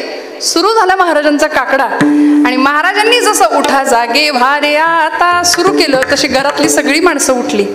चोर म्हणले, अरे अरे अरे कुठून दुर्बुद्धी सुचली, यांनाच घेऊन आलो इथं. सगळे म्हणाले आता झाली फजिती, जिथं जागा मिळेल तिथं लपून बसा. सगळे लपून बसले आणि तुकोबरायांचं भजन चालू झालं. शिवबा कासार महाराजांकडे आले, महाराज घरी गेलाच नाही. महाराज म्हणले, गेलो होतो. मग परत कसे आला? सोबत कोण आले महाराज? महाराज म्हणले, एकटा नाही आलो, सोबत आलेत ना. कोण कोण आले? दिंडी आली आहे म्हणाले माझ्यासोबत. 15-20 सगळे ते चोर, त्यांना नाईलाजानी लपलेले जागेवरून बाहेर पडावं लागलं. आणि मग आता काय, महाराजांबरोबर काकडा करावा लागला. तुळशीच्या माळा गळ्यात घालून घेतल्या, बुक्का कपाळाला लावून घेतला. संतांच्या सहवासात आल्यानंतर होका दुराचारी विषयी आसक्त संत कृपे त्वरित उद्धरती. ब्रह्ममूर्ती संत जगी अवतरले, उद्धराया आले दीनजना. म्हणून महाराज म्हणाले, संतांचा सहवास मिळेल तिथं, मिळेल तेव्हा, चांगल्या माणसांच्या संगतीत. संतांच्या बरं संत नाही भेटले आता, संतांचे ग्रंथ आहेत आमच्या जवळ. ज्ञानोबा, ज्याला आई नाही ना त्यांनी माऊलींच्या ज्ञानेश्वरीला हात लावावा, माऊलींकडे जावं. म्हणून आज सगळा महाराष्ट्र माऊलींच्या समाधीकडे जातो. माझी माऊली म्हणून कडकडून मिठी मारतो. पंढरीश पांडुरंगाला पाहिलं तरी डोळ्यातनं घळघळ नेत्राश्रू वाहतात. ज्ञानोबारायांना विचारावं, माऊली तुमच्या जीवनाचं ध्येय काय आहे? तुम्ही कशा करता इथं आलात? काय विचार केला हो माऊलींनी? तुकोबरायांनी सांगितला, क्षणक्षणाहाची करावा विचार. पण माऊलींचा विचार काय होता? माऊली म्हणतात, परमेश्वराने मला इथं पाठवलंय कशा करता? अवघाची संसार सुखाचा करीन. मी इथं आल्यानंतर माझं कर्तव्य मी हे करणार आहे आणि मग आनंदाचे आवारू मांडू जगा. जय जय वो शुद्धे उदारे प्रसिद्धे अनवरत आनंदे वर्षतीये. हे माझ्या जन्माला येण्याचं ध्येय आहे, हे माझं साध्य आहे. आणि मग हे इथलं साध्य पूर्ण झाल्यानंतर जाईन गे माये तया पंढरपुरा,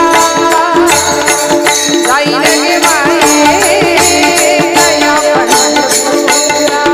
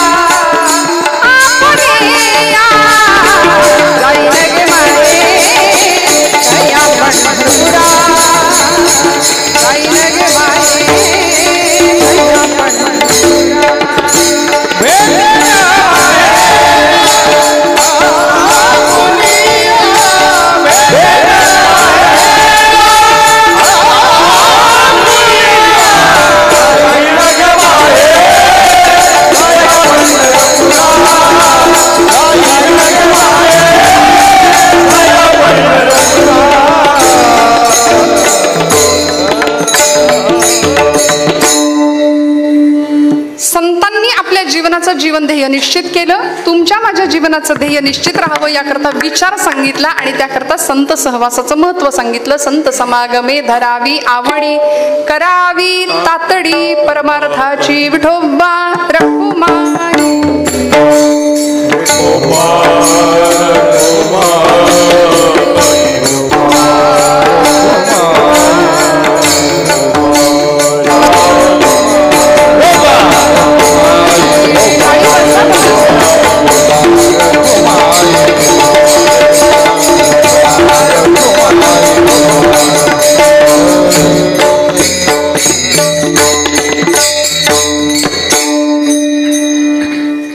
क्षणाहाची करावा विचार, तरावया पार भव सिंधू. नाशिवंत देह जाणार सकड, आयुष्य खातो काळ सावधान. संत समागमी धरावी आवडी, करावी तातडी परमार्थाची, नाशिवंत देह जाणार सकळ, आयुष्य खातो काळ सावधान, विठ्ठल विठ्ठल.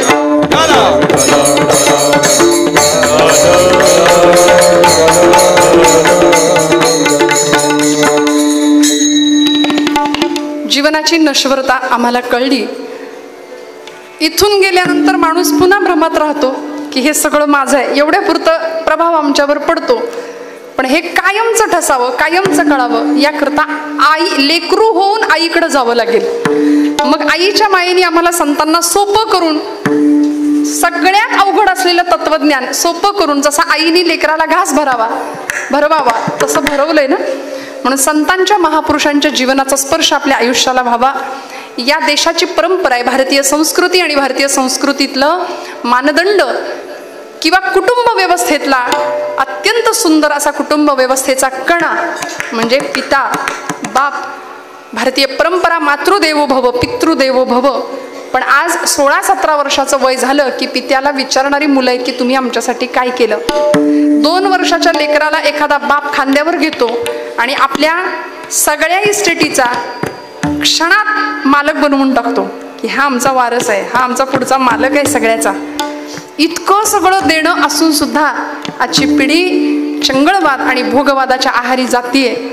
त्यामुळे असा समाज, अशी पिढी, महाराज म्हणाले नाही पांडुरंगाकडे पंढरपूरला जाता आलं तरी चालेल, पण तुमच्या घरात एक पांडुरंग आहे आणि एक रखुमाई आहे, तिच्याकडं पहा, तिच्या पायाला स्पर्श करा. आणि हेच मी नाही, नामदेव महाराज सांगतात, माता विठ्ठल पिता विठ्ठल. नाही दुसरं काही केलं तरी माता पित्यांच्या चरणस्पर्शामध्ये भगवंत आहे ही जाणीव ठेवून एखाद्या वयोवृद्ध आपल्या आईकडे कधीतरी जावं, एखाद्या वयोवृद्ध पित्याकडे. मग गेल्यानंतर आम्हाला थोडं वाईट वाटतं, थोडा पश्चाताप होतो. हातातनं वेळ निघून गेल्यानंतर मग त्या कृतीला किंवा त्या गोष्टीला काहीच अर्थ राहत नाही. म्हणून मी इथं असलेली माझ्यापेक्षा मोठी मंडळी आहात आपण, मी उपदेशवाणीने अजिबात नाही बोलत, पण एक विनंती करते, आपल्या घरामध्ये जर वयोवृद्ध आपली माता असेल, पिता असेल तर खरंच जवळ जा. कारण इतक्या वर्षात आपण तो स्पर्श अनुभवलेला नाही की ज्या आईने आपल्याला मांडीवर घेऊन स्तनपान केलंय. त्या आईचा, त्या पित्याचा स्पर्शच आपण अनेक वर्षात विसरलो. कधीतरी त्यांचा एखादा सुरकुतलेला का असेल हात हातात घ्यावा आणि फक्त विचारावं की तुम्ही कसे आहात. बस सगळ्या जगाचं श्रीमंतीचं दान पदरात मिळाल्यासारखं त्या माईल बापांना वाटेल. आम्हाला नामदेव महाराज सांगतायत की अरे तुमच्या माझ्या घरामध्ये सर्वाभूती परमात्म तत्व, उपनिषदांचं तत्वज्ञान संतांनी सोपं सांगितलं. सर्वाभूती परमात्म तत्व, ईश्वर सर्वभूतानां हृद्देशे अर्जुन तिष्ठति भ्रामयन् सर्वभूतानि यंत्रारूढानि मायया, हे गीतेचं तत्वज्ञान आम्हाला नामदेव महाराज सांगतात. सगळीकडे देव आहे. देव नेमका कुठे आहे? माता विठ्ठल पिता विठ्ठल बंधू विठ्ठल गोत्र विठ्ठल, बंधू विठ्ठल गोत्र विठ्ठल, तीर्थ विठ्ठल क्षेत्र विठ्ठल, तीर्थ विठ्ठल क्षेत्र विठ्ठल, देव विठ्ठल देव पूजा विठ्ठल,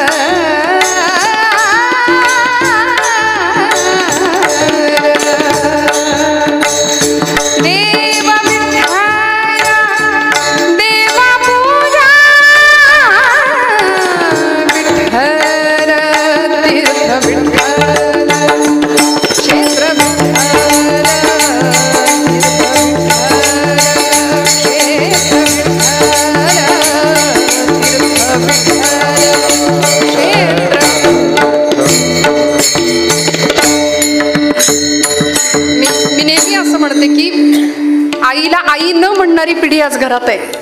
500 किलोमीटरवरच्या कुठल्या तरी मित्राला पटकन आपण रिप्लाय कधी देऊ याची वाट पाहतो. सकाळी सकाळी परगावच्या म्हणजे आपल्या मित्र मंडळींना आपण चॅटिंगवर रिप्लाय देऊ, पण घरातल्या आईचा चेहरा सुद्धा न बघणारी पोर आहेत आज घरात. घरातल्या बापाकडे न बघणारी मुलं आहेत. इतकी परिस्थिती भीषण आहे. वडील घरात आले की मुलगा निघून जातो बाहेर, आणि मुलगा घरात आला की वडील निघून जातात. संवादच नाही आपापसामध्ये. तो संवाद टिकावा. पित्यांची, आदर्शाची, संस्कारांची श्रीमंती आपण जपावी ही संतांची अपेक्षा आहे तुमच्या माझ्याकडून. कसं जीवन उद्धाराला गेलं पाहिजे. माझ्या कीर्तनाची वेळ संपत आली आहे. भैरवी होऊन आपण 12:30 थांबूया. पण महाभारतातलं असं एक व्यक्तिमत्व आहे, एक पितृतुल्य व्यक्तिमत्व आहे की ज्या व्यक्तिमत्वाला स्वतःची भक्ती ही जगाला दाखवण्याकरता नाही केली, पण देवाला मात्र प्रिय होती. आमची भक्ती ही दिखाव्याची असते. ब्रह्मचैतन्य गोंदवलेकर महाराजांचं वाक्य आहे, आपला परमार्थ घरातल्या लोकांना सुद्धा कळता कामा नये. आपण सगळ्या जगाला दाखवतो आपला परमार्थ. परवा वारीमध्ये एका आजीचं वाक्य ऐकलं. ती म्हणाली, वारी गिनायची नसते, वारी म्हणजे वारी मोजायची नाही, कितवी वारी माझी हे मोजायचं सुद्धा नाही म्हणाली. आम्ही इतकं केलं, आमचं नाम इतकं झालं, आम्ही इतकं केलं, आम्ही इतकं केलं मान्य, नाम एवढं झालं, पण साठलं किती हे महत्वाचं आहे. सारखंच जर विड्रॉल असेल तर बँकेत जसं साठत नाही ना, तसं आम्ही सतत देवाकडे गारणं गात राहिलो आणि सकाम भक्ती करत राहिलो तर आमचं नाम आम्ही केलं तरी ते सेव्ह नाही होणार, ते साठणार नाही. मग नाम साठलं पाहिजे. म्हणून अशी भक्ती महाभारतामध्ये ज्यांनी केली, ज्यांना राजा शंतनूंनी इच्छा मरणाचं वरदान दिलं होतं, असे पितामह भीष्माचार्य. भीष्म कौरव राज्याचे सेनापती होते. कौरवांच्या हस्तिनापूरच्या सार्वभौम साम्राज्याचे सेनापती.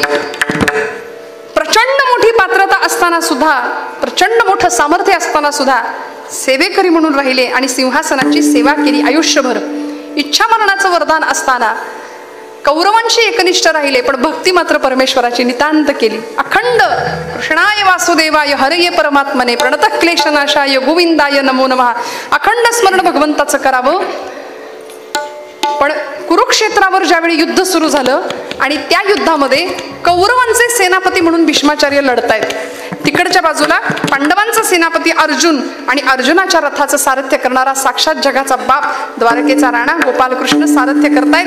भीष्माचार्य पाहतायत, आज माझं केवढं भाग्य, द्वारकाधीशांचं दर्शन समोर घेतोय. पराक्रम दोघांचाही सगळे पाहतायत. युद्धाचा 9वा दिवस आहे. अर्जुनाने असा काही पराक्रम करावा, आपल्या आजोबांच्या अंगावर अक्षरशः बाणांची झाडी लावली अर्जुनाने. पितामह सगळे अंगावर घुसलेले बाण असे बाजूला काढत होते, देहाची चाळण झाली होती, पण धन्य वाटत होतं की आपल्या नातवाचा पराक्रम आपण पाहतोय, गोपालकृष्णांचं दर्शन आपण घेतोय. सगळ्यांना वाटलं आज पितामह भीष्म संपणार. युद्धाचे 9व्या दिवस आणि 9व्या दिवशीची संध्याकाळ, सूर्यास्त झाला आणि युद्ध संपवावं लागलं. कारण शास्त्र नियम असा होता या युद्धाचा की सूर्योदयाला युद्ध सुरू आणि सूर्यास्ताला युद्ध बंद करायचं. त्यामुळे जखमी अवस्थेतले पितामह भीष्म, सगळे पांडव, सगळे कौरव आपापल्या शिबिरामध्ये निघून गेले आणि सगळीकडे एकच चर्चा होती. कशाची? अर्जुनाच्या पराक्रमाची. कौतुक चालू होतं. आता अर्जुनाचं कौतुक चाललंय, मग चांगल्याचं कौतुक चांगली माणसे करतात, ते अनेकांना सहन होत समाजामध्ये असं असतं. त्यामुळे सगळ्यांना बरं वाटतंय, पण एकाला वाईट वाटलं. कोण होता तो? त्यांनी लगेच इमर्जन्सी बैठक बोलवली. दुर्योधनाने ताबडतोब मीटिंग बोलवली आपल्या शिबिरामध्ये आणि त्या बैठकीला कोण कोण होतो? आदल्या रात्रीच मतं बदलतात की नाही? जाऊ दे ना, अजून स्पष्ट सांगत नाही, पण सुज्ञास पटकन लगेच कळतं काय म्हणायचं असतं. त्यांनी लगेच बैठक बोलवली आणि या बैठकीला कर्ण, शकुनी मामा, दुःशासन आणि मग दुर्योधन अशी 4 माणसं बसली. दुर्योधनाने प्रश्न उपस्थित केला मामांसमोर. मामा, आज 9 दिवस झाले युद्धाला सुरू होऊन माझ्या 100 भावांपैकी निम्म्यापेक्षा जास्त भाऊ संपले आणि त्या पांडवांपैकी एकाही वीराला आपण कोणी मारू शकला नाही. या युद्धाचा परिणाम काय होणार असा प्रश्न दुर्योधनाने विचारला. त्याचं बोलणं ऐकून शकुनी मामा थोडे हसले. आणि त्यांचं हसणं म्हणजे काय, ते सूचक असतं काही लोकांचं हसणं. बघा, दुर्योधनाला लक्षात आलं मामांना काहीतरी बोलायचंय. म्हणले, मामा बोला, काय बोलायचंय ते. शकुनी मामा ते काही शकुनी नव्हते, ते अपशकुनी होते खरं तर. शकुनी मामा म्हणले, दुर्योधना बोलू, आवडेल तुला? हो बोला.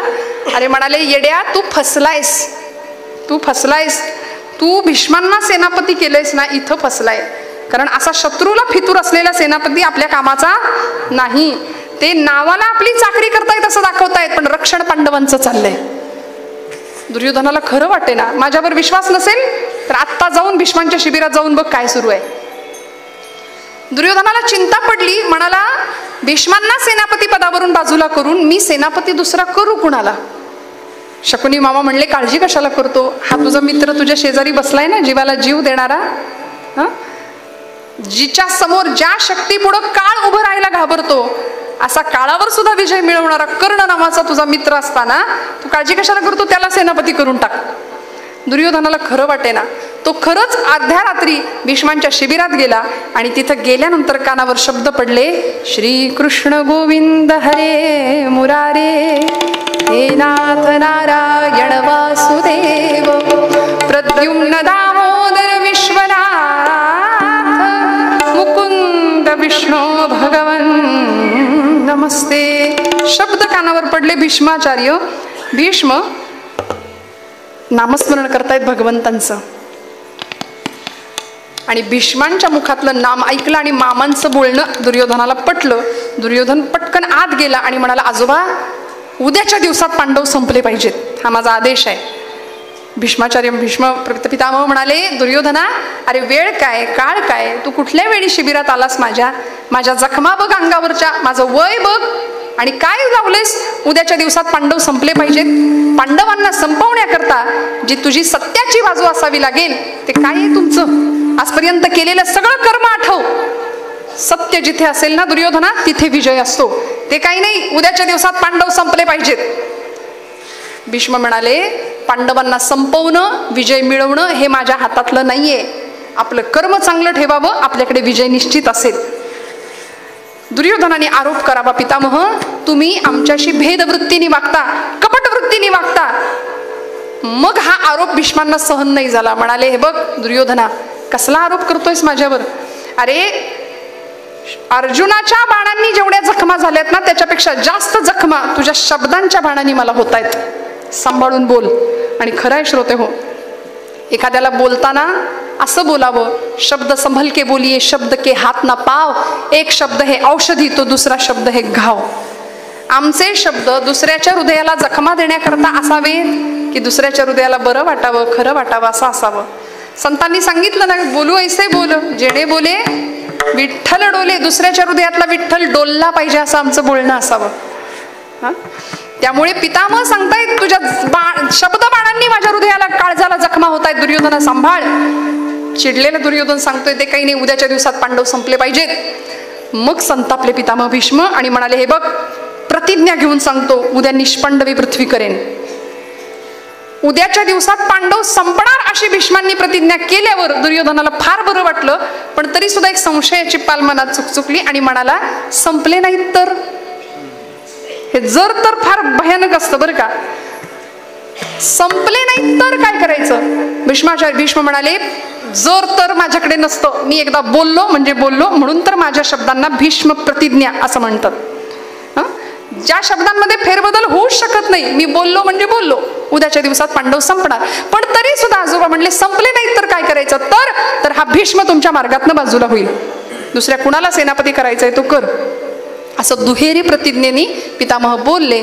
आणि मग याला बरं वाटलं, निघून गेला. याला वाटलं आपलं कुणीच ऐकलं नाही, पण देवाचं गुप्तहेर खातं काही साधं होतं का. भगवंतापर्यंत बातमी पोहोचली, देवांकडून पांडवांकडे बातमी पोहोचली, द्रौपदीकडे बातमी पोहोचली आणि द्रौपदी भगवंतांकडे आली, म्हणाली, देवा भाऊ म्हणवतोस ना माझा, उद्या माझ्या सौभाग्यावर घाला येणार आहे, आता लवकर काय करायचं ते कर. अर्ध्या रात्री द्रौपदी माता भगवंतांना घेऊन किंवा भगवंत द्रौपदीला घेऊन शत्रूच्या शिबिरात म्हणजे पितामह भीष्मांच्या शिबिरात आले आणि पितामह भीष्मांच्या सह कोणीच आपल्याला ओळखू नये म्हणून देवानी जोडा राख्याचं सोंग घेतलं होतं. गडी झाला द्रौपदीचा. बघा ना, द्रौपदी म्हणते, देवा तुला सगळे तिथं ओळखणार, सिक्युरिटी केवढी असेल तिथं, तूच मला घेऊन जाणार, काळजी करू नको. म्हणाले, मी सोंग घेणार आहे, मला नाटक करणं काही नवीन नाही, मी लहानपणापासून तेच करत आलोय. त्यामुळे उत्तम वेश बदलला आणि पटकन जोडा राख्याचं गड्याचं सोंग घेतलं. देव गडी झाला. तुका म्हणे त्याचा देव सर्व भार, चालवी कामार होऊन या. किती सांभाळतो, क्षणोक्षणा सांभाळितो, साक्षी होतो आपुरा, साक्षी होतो आपुरा, साक्षी होतो साक्षी होतो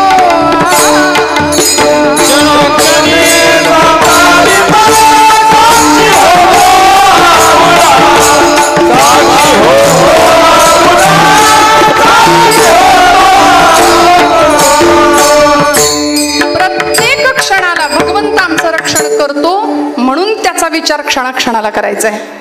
भगवंत द्रौपदीला घेऊन भीष्मांपर्यंत पोहोचतात, बाहेर उभे राहतात, कारण भीष्मांच्या शिबिरात प्रवेश नव्हता कोणाला. 3 माणसांना प्रवेश होता. एखादा महात्मा असेल, साधू असेल, 2 एखादी सौभाग्यवती पतिव्रता स्त्री असेल, आणि 3रं साक्षात गोपालकृष्ण असतील. 3घांनाच प्रवेश होता. भगवंत म्हणले, मी तर तुझा गडी झालोय, मला नाही आत सोडणार, मी बाहेर थांबतो, तू जा. द्रौपदी म्हणाली, मी आत जाऊन बोलू काय? अरे पितामह भीष्म देवा समोर आहेत, प्रतिज्ञा घेऊन बसलेत उद्या पांडवांना मारण्याची, मी बोलू तरी काय? तू फक्त जा म्हणाले. द्रौपदी आतमध्ये गेली. असा तो पडदा होता मध्ये. पलीकडे पितामह भीष्म आहेत, अस्वस्थ आहेत, येरझाऱ्या घालतायत, नातवांना मारण्याची प्रतिज्ञा केली आहे. आणि मग स्वतःलाच दोष देताय की अरे आपलेच नातू मारायचे, आपलीच वंशवेल तोडून टाकायची. असा जर उद्या कुणावर प्रसंग आला, आता ती कुंती किंवा द्रौपदी माझ्या समोर आली तर मी काय म्हणू, असं म्हणायला आणि द्रौपदी समोर यायला. द्रौपदीनं मुखावर वस्त्र घेतलं होतं, ते वस्त्र बाजूला केलं. हातातल्या कंकणांचा आवाज नमस्कार करताना भीष्मांच्या कानावर गेला. ओळखलं नाही कोण आहे, आणि मुखातनं शब्द बाहेर पडले, सौभाग्यवती भव. एवढा आशीर्वाद ऐकला आणि द्रौपदीला देवाची लीला कळली. द्रौपदी म्हणते, आजोबा हा आशीर्वाद या जन्माकरता की पुढच्या जन्माकरता? कोण आहेस तू म्हणाले, कोण आहेस तू? असा प्रतिप्रश्न करणारी तू कोण आहेस? या भीष्माचे शब्द काळालाही खोटे ठरवता येत नाही हे सगळ्या जगाला ठाऊक असताना असा उलट प्रश्न विचारणारी तू कोण आहेस? द्रौपदीने पदर बाजूला केला आणि म्हणाली, मी पांडवांची पत्नी, पंडूराजाची सून, तुमची नातसून. उद्या वैधव्याचा प्रसंग माझ्यावर येणार आहे आणि तो तुम्ही आणणार आहात, म्हणून म्हटलं जाता जाता आपलं दर्शन घेऊन जावं म्हणून आले. पितामह भीष्म व्याकुळ झाले, डोळ्यातून अश्रुधारा वाहायला लागल्या आणि द्रौपदीला विचारलं, कोण आले तुझ्या बरोबर? साधं सुद्धा कामच नव्हतं पितामह, तुला इथपर्यंत कोण घेऊन आलं खरं सांग? माझ्या परवानगीशिवाय इथे काळ सुद्धा उभा राहू शकत नाही, तू कुणाबरोबर आलीयस? आता देवानी सांगितलं होतं विचारलं तर खोटं बोलायचं, कारण त्याच्या इतका नटखट नटधारी कुणीच नाही, म्हणून देवाला फॉलो करायचं नाही कधी. भगवंत म्हणतात, don't follow me, only love me. माझ्यावर फक्त प्रेम करा म्हणले, कारण माझ्यासारखं खोटं कुणीच बोलत नाही, माझ्यासारखी चोरी कुणाला जमली नाही. त्यामुळे हे सगळं तुम्ही कराल तर तुम्ही फसाल. त्यामुळे भगवंतावर नितांत प्रेम करावं, थोर प्रेमाचा भुकेला हाची दुष्काळ तयाला. भगवंत म्हणले, खोटं बोलावं लागेल द्रौपदी. खोटं बोलू? हो खोटं बोल. सांग, विचारलं ना कोण आलंय तर सांग माझा गडी आलाय म्हणून. आणि द्रौपदीला भीष्मांनी पहिला प्रश्न तोच विचारला, कोण आलंय तुझ्यासोबत? माझा गडी आलाय. कोण आलंय? माझा जोडा राखे गडी आलाय म्हणाली. द्रौपदी, खरं सांग कोण आलंय? माझा गडी आलाय. खरंय म्हणाले द्रौपदी. घळघळ नेत्राश्रू व्हायला लागले आणि सांगतात द्रौपदी, तुझ्या आणि पांडवांच्या सौभाग्याचा जोडा कायम राखणारा त्रिभुवन सम्राट, द्वारकेचा राणा, द्वारकाधीश गोपालकृष्ण बाहेर उभा आहे ना. सांग द्रौपदी. धावले पितामह भीष्म, नमस्कार केला, लोटांगण घातलं आणि भगवंता म्हणतायत, वारे वा देवा, पांडवांकरता ही अशी सोंग घ्यायची आणि आम्हाला साधं दर्शन पण द्यायचं नाही. भगवंत म्हणतात, आता नातवांना मारून आजोबांनी जिवंत राहण्यात काय अर्थ आहे? म्हणून भगवंतांनी आज्ञा दिली, इच्छा मरण. पितामह भीष्मांनी स्वीकारलं. शिखंडी नावाचं व्यक्तिमत्व किंवा ते पात्र आपल्याला महाभारतातलं माहिती आहे, जी योजना भगवंतांनी केली. आणि या प्रसंगाला अर्जुनानी केलेल्या बाणांच्या शय्येवर भगवंताच्या आज्ञेने पितामह भीष्म पहुडलेत. प्रचंड वेदना सहन होत असताना सुद्धा उत्तरायणाची वाट पाहत पितामह भीष्म या प्रसंगामध्ये युधिष्ठिराला म्हणजे धर्मराजाला सांगतायत की आता जीवन असं कृतार्थ अवस्थेला जावं. भगवंत म्हणतात, तुमची इच्छा काय तेवढं सांगा. आता सगळं तर तुम्हाला मिळालं, पण तुमची इच्छा काय शेवटची? तेव्हा इच्छामरणी असलेले पितामह सांगतात, देवा तुमचं सहस्त्र नाम माझ्या मुखानी अखंड राहावं, मृत्यू समयी तुम्ही माझ्या डोळ्यासमोर राहावेत, बस माझी एवढीच अपेक्षा आहे. आणि मग या प्रसंगाला युधिष्ठिराला बाणांच्या शय्येवर असलेले पितामह सांगतात, यस्य स्मरण मात्रेण जन्म संसार बंधनात विमुच्यते नमस्तस्मै विष्णवे प्रभ विष्णवे. ओम विश्वं विष्णुर्वषट्कारो भूतभव्य भवत्प्रभुः भूतकृद्भूतभृद्भावो भूतात्मा भूतभावन. विष्णू सहस्रनामाची रचना भीष्मांकडून इथं झाली. युधिष्ठिराला विष्णू सहस्रनाम भीष्म पितामह सांगतात. आणि मग तुमचं आमचं सुद्धा प्रत्येक क्षणाला हा विचार झाला पाहिजे, भगवंत आम्हाला जवळ कसा करता येईल हे आम्हाला कळावं. याकरता देवाकडे काय मागायचं, जे भीष्मांनी मागितलं. इतना तो करना स्वामी जब प्राण तन से निकले, गोविंद नाम लेकर जब प्राण तन से निकले, पीतांबरी कसी हो छवि मन में जो बसी हो, होठों पे कुछ हंसी हो जब प्राण तन से निकले, श्री गंगा जी का तट हो जमुना का वंशीवट हो, मोरा सावरा निकट हो जब प्राण तन से निकले. देवा उस वक्त जल्दी आना, देवा मी जाताना माझ्या समोर ये, नहीं शाम भूल जाना, राधे को साथ लाना जब प्राण तन से निकले. आणि हाच आशय मनात राहावा म्हणून शेवटच्या चरणामध्ये तुकोबराय सांगता, या इहलोकामध्ये डोळ्यात धूळ गेल्यासारखे आंधळेपणाने वर्तन करू नका. तुका म्हणे इहलोकीचा व्यवहार, तुका म्हणे इहलोकीचा